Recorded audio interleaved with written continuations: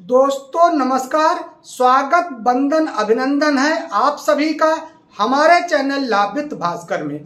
दोस्तों मोदी सरकार के कुशल नेतृत्व में तीसरी बार सरकार बन गई है।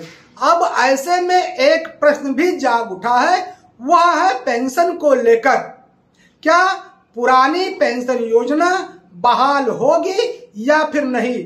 नई पेंशन योजना जिसे हम नेशनल पेंशन योजना यानी एनपीएस के नाम से जानते हैं, में कोई सुधार होने वाला है या फिर नहीं, इसी विषय पर आज की वीडियो होने वाली है। पुरानी पेंशन स्कीम जो थी वह सरकारी कर्मचारियों के लिए एक फिक्स पेंशन योजना कही जाती रही है। इस योजना में किसी भी सरकारी कर्मचारी के रिटायरमेंट के बाद एक फिक्स प्रतिशत के हिसाब से पेंशन सरकारी कर्मचारियों को मिलती थी। नई पेंशन स्कीम यानी एनपीएस एक योगदान के रूप में आधारित कहा जाता है। इस योजना में सरकार और कर्मचारी दोनों सरकारी कर्मचारी के वेतन का एक हिस्सा मिलकर जमा करते हैं और रिटायरमेंट के बाद इस जमा राशि को सरकार के सहयोग से एक निश्चित राशि में बदलते हुए पेंशन के रूप में कर्मचारियों को दे देते हैं। अब नई सरकार जब से बनी है तब से नेशनल पेंशन स्कीम में बदलाव करते हुए ओल्ड पेंशन स्कीम तुलना में ज्यादा पेंशन देने का सरकार मन बना रही है। जब से न्यू पेंशन स्कीम लागू है तभी से पूरे देश में विरोध प्रदर्शन भी हुआ है, कर्मचारियों द्वारा प्रदर्शन भी किए गए हैं। ऐसे में यदि केंद्र सरकार एनपीएस पर कोई फैसला लिया जाता है तो कर्मचारियों का उनके वेतन का लगभग आधा पैसा प्रतिमाह पेंशन के रूप में मिलेगा।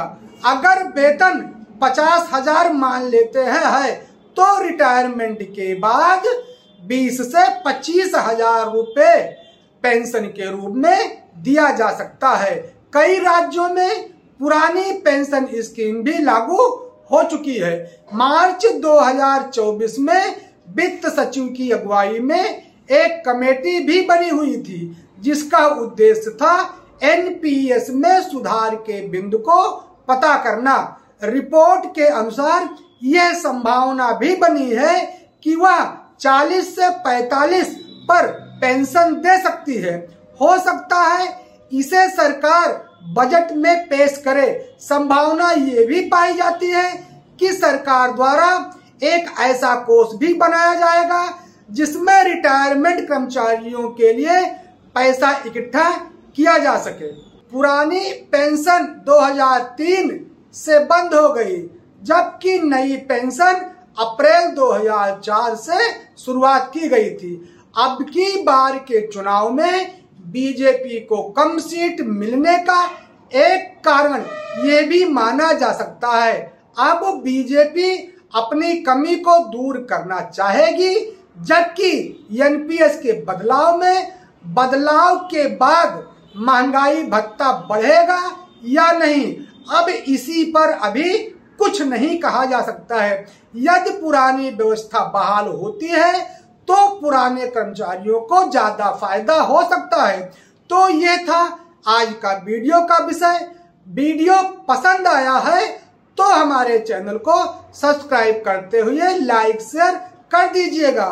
नए विषय के साथ फिर मिलेंगे, तब तक के लिए प्रणाम, धन्यवाद।